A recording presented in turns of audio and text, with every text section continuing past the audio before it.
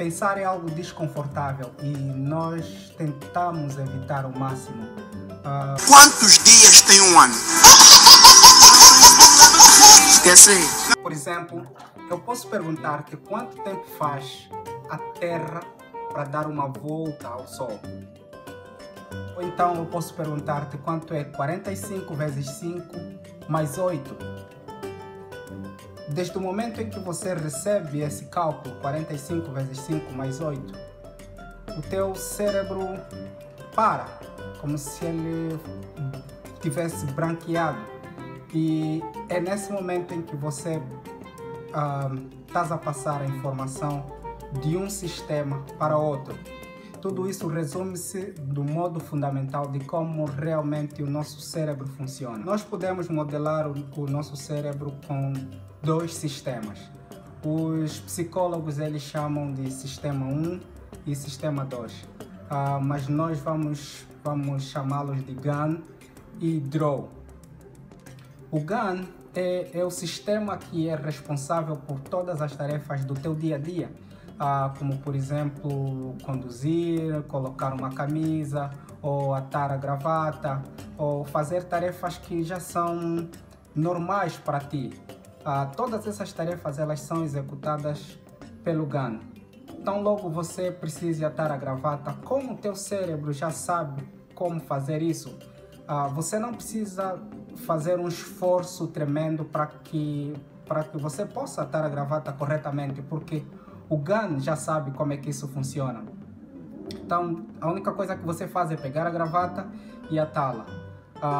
Mas desde o momento em que eu apresento um cálculo para ti, por exemplo, do 45 vezes 5 mais 8, nesse momento o GAN ele pega a informação desse cálculo e ele fala: oh, espera aí, eu não sei fazer esse cálculo assim tão rápido.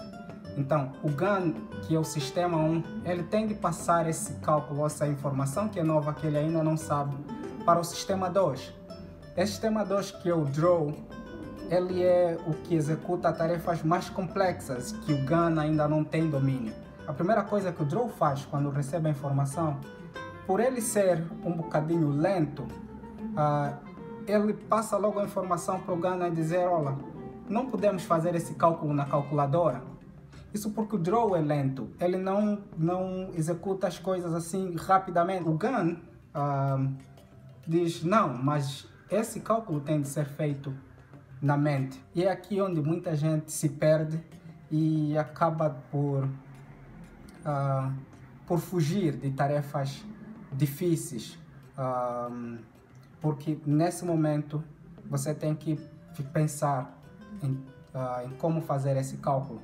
Você vai ter que multiplicar 45 vezes 5, 225 mais 8. Então isso vai exigir de você um esforço tremendo.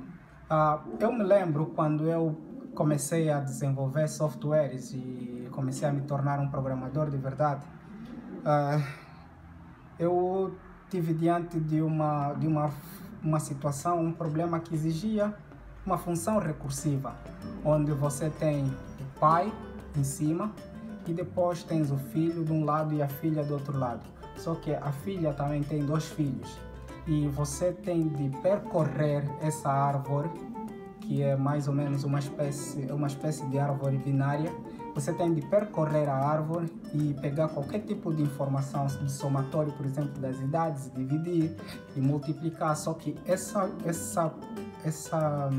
problema exigia com que você fosse pegar uma informação na filha ou na neta e voltasse a trazer para o pai, do pai voltasse a trazer para a filha.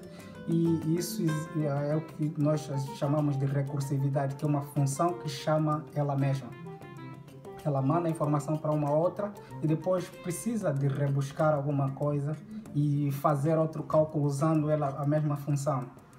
E eu pensava: uau, os programadores que conseguiam fazer isso eram como se fossem gênios para mim. Isso é porque eu não tinha colocado o esforço suficiente no DROW para poder aprender a recursividade.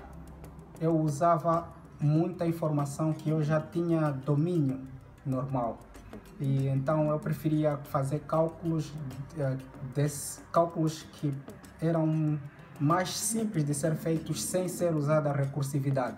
Mas quando eu me deparei com aquele problema, eu tinha que usar mais a lógica.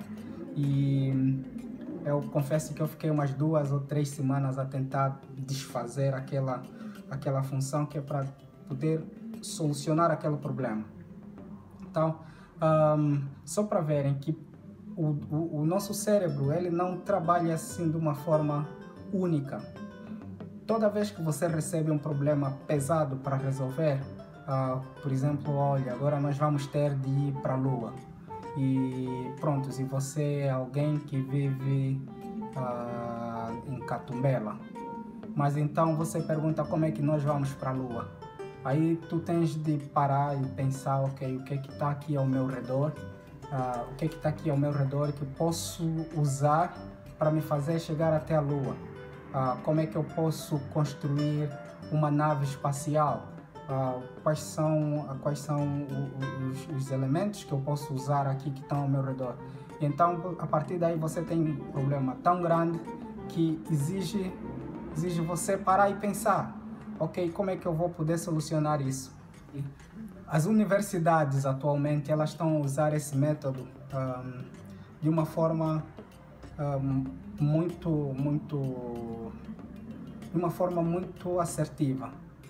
Eles inventam meetups, que são encontros que é para se discutir um determinado assunto. Por exemplo, eu falo muito da área de informática porque é a área em que eu estou inserido. Então, por exemplo, um meetup para discutir uma linguagem de programação, vamos supor, para discutir Python.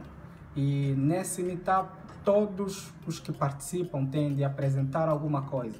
E então, o estudante, ao invés de apenas ser um mero apreciador ou um mero assistente, ele tem de participar, tem de trazer um tema e apresentar a ele. E muitas das vezes, esse tema que ele vai apresentar está ligado ao tema que o outro colega dele apresentou. E ele tem que estudar todos os outros temas para poder apresentar o seu tema.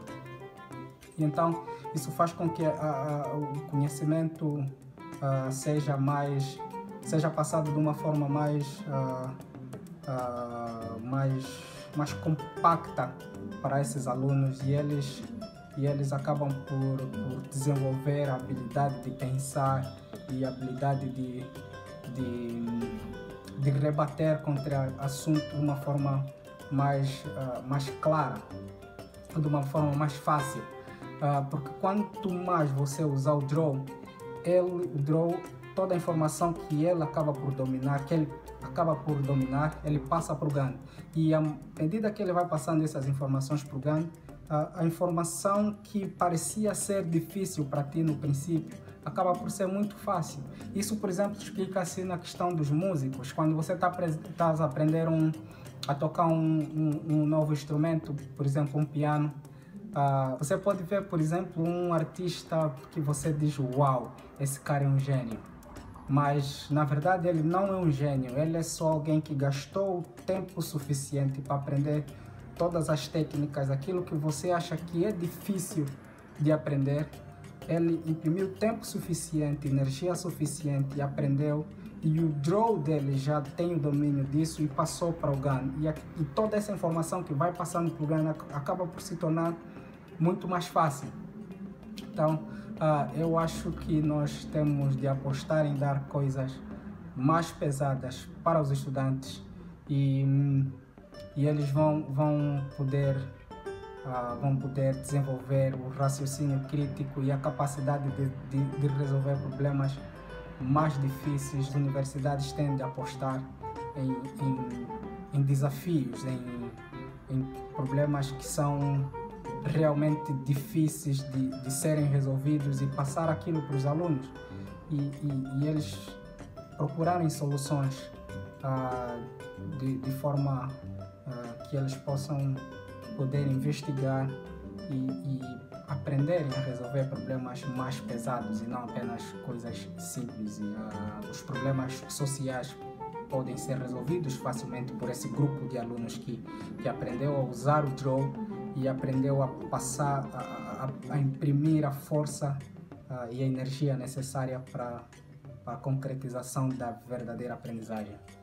Muitos estudantes eles não gostam disso porque isso requer esforço, requer energia, e é como se fosse motivar alguém para se levantar do cadeirão e ir fazer exercício físico. E os estudantes eles fogem de problemas pesados para serem resolvidos. Pensar requer esforço e para muitos é simplesmente algo que não dá prazer e simplesmente eles não querem fazer. Preferem ficar atados a tarefas simples e básicas. E pronto, é isso que tem de ser mudado.